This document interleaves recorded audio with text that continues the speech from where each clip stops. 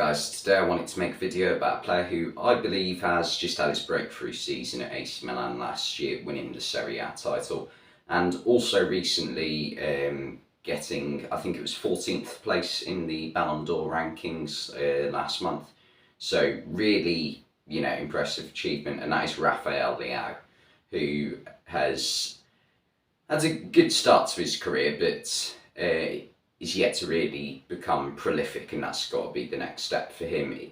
As a player, he's one of the most exciting players to watch. I think he was the best player in Serie A last season, but he's still a player who, if you go to the average football fan who watches Premier League football, they probably still don't know an awful lot about him.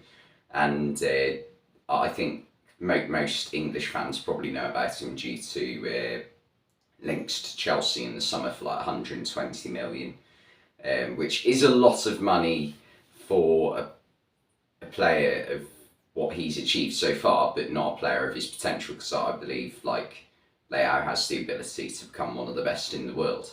In terms of playing style, he's quite similar to a player like Mbappe or Thierry Henry. Plays on the left-hand side, can play striker as well.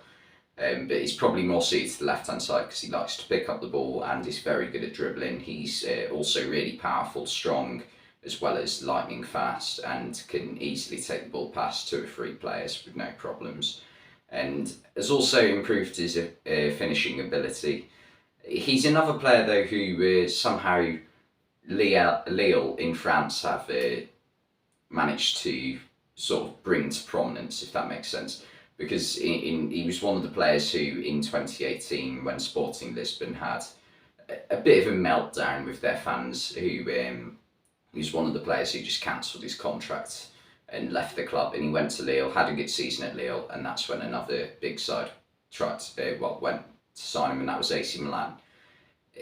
His first couple of seasons at AC Milan weren't amazing, but they still showed signs of that he's going to become a great player. But last season was the season where he started putting up really good numbers. I think in the league he got double figures for both goals and assists, which is really good, obviously.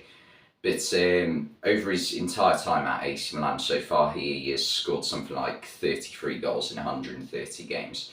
If you want to become one of the best attackers in Europe, you've got to be trying to aim for a goal every 2 games at least. So that's got to be the next step for Leao, try and increase his output. But I mean, if you go on YouTube, you're on YouTube right now, I'm assuming.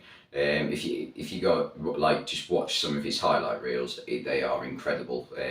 Just a really good player to watch, and it is just a fantastic dribbler. And for me, needs to be starting for Portugal at the World Cup.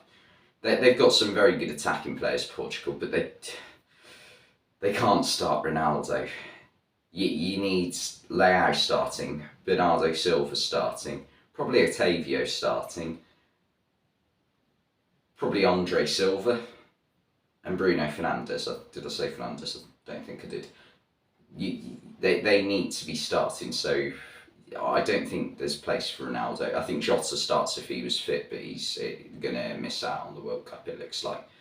But yeah, Leao, brilliant footballer, needs to be starting for Portugal. He would be playing on that left-hand side, and he would cause them a lot of problems.